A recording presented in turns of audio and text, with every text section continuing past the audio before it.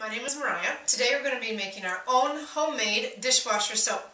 This recipe will be about 5 cents per load versus about 24 cents per load for your average dishwasher soap at the grocery store.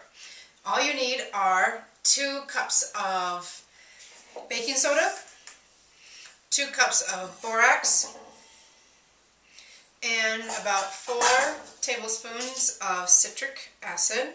We found ours at our local health food store. And all you're going to do is mix them up and put it into a quart jar. And you will use about 2 tablespoons per load. One you put in the closed cup and one you put in the open cup. And then after that you can simply use white vinegar for your rinse aid and not have to spend the money on that either. You simply use a